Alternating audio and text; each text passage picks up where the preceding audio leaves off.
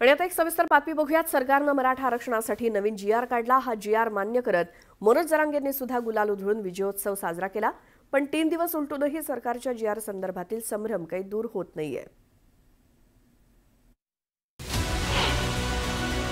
मराठ्यांना ओबीसी आरक्षण मिळणार की नाही? सरकारचा जीआर सर्वच मराठ्यांना न्याय देणार? मराठा समाजाच्या सरसकट आरक्षणाचं काय?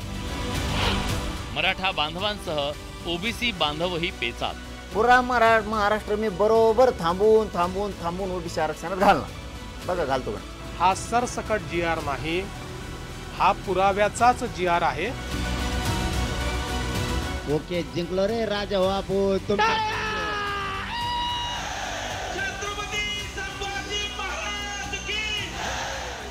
मराठ्यांच्या ओबीसी आरक्षणाच्या मागणीसह मुंबईच्या आझाद मैदानातून एल्गार पुकारणारे मनोज जरांगे यांचा दावा आणि मराठा आरक्षणाचा जीआर काढून मराठा आरक्षणाचा तिढा सोडवल्याचं सांगणाऱ्या सत्ताधाऱ्यांचा हा दावा। मनोज जरांगे सातत्यानं मराठवाड्यातल्या मराठ्यांना ओबीसी आरक्षण मिळाल्याचं सांगतायत।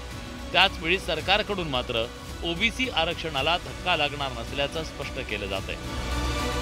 त्यामुळे जर ओबीसींच्या आरक्षणाला धक्काच लागला नाही तर मग मराठा समाजाला ओबीसी आरक्षण कसं मिळणार हे कुणीच सांगत नाहीये। त्यामुळे सरकारच्या या जीआरमुळे सर्वसामान्य मात्र पेचात सापडले। जीआर तर तो जुना आहे। कुणबीची नोंद वाचा क्रमांक 1 आणि 3 जे त्यामध्ये स्पष्ट केलेलं आहे, जे पात्र कुणबी आहेत अशांना त्या नोंदीचा फायदा होणार आहे, त्याच्यानंतर त्याच्या नातेवाईकांना फायदा होणार आहे। मुळात सरकारनं जीआर काढताना नेमका फायदा मराठ्यांचा केला आहे की कुणाचा केला या संदर्भात आमच्या मनामध्ये खूप मोठा संभ्रम आहे। ओबीसीचं आरक्षण राहील का नाही हे सगळ्यालाच वाटायला लागले। आता ती कसं काय वाटायला लागले ते प्रश्नचिन्ह व्हायला ना। सरकार आता कुंकड इकडे मराठ्यांना पण देणार आहे, इकडे पण देणार आहे, मग आता कुंकड देणार आहे नेमकं? हा संभ्रम निर्माण आहे। नेमकं काय मिळालं हे सर्वसामान्य मराठा बांधवांना कळत नाहीये। त्याचवेळी सरकारच्या जीआरमुळे आपण काय गमावणार याचा अंदाज ओबीसी बांधवांना लागत नाहीये। असं असलं तरी काही आरक्षण अभ्यासक मात्र सरकारच्या या जीआरमुळे काहीच बदल होणार नसल्याचं सांगतायत। 7 सप्टेंबर 2023 ला एकनाथ शिंदे ज्यावेळी जीआर घेऊन इथे आंतरवली सराटीत आले होते, तो जीआर ड्राफ्ट मीच केलेला आहे। मी म्हणजे इन दिसेस आम्ही सगळ्यांनी। तर तो जीआर आणि या जीआर मध्ये काहीही फरक नाही। कारण कुठल्याही जातीचे, उदाहरणार्थ कुणबी जातीचे प्रमाणपत्र काढण्यासाठीचे जे नोंद सापडल्यानंतरचे निकष आहेत ते यानंतर अगोदर जे होते तेच आता राहणार आहेत। त्यामुळे त्याच्यात काही बदल होणार नाही। दुसरी गोष्ट, ते व्हॅलिडिटीसाठी जर समजा शपथपत्रावर दिल्या गेलं तर त्याची व्हॅलिडिटी होणार नाही। विशेष म्हणजे मराठा आरक्षण उपसमितीचे अध्यक्ष राधाकृष्ण विखे पाटील जेव्हा शासन आदेश जरांगेंकडे घेऊन आले तेव्हाही जरांगेंचे विश्वासू असलेल्या ॲडव्होकेट योगेश केदारांनी फसवणूक झाल्याचं म्हणत आक्षेप नोंदवला। तर काही मराठा अभ्यासकांनाही या जीआरमुळे मराठ्यांना न्याय मिळेल असं वाटत नाही।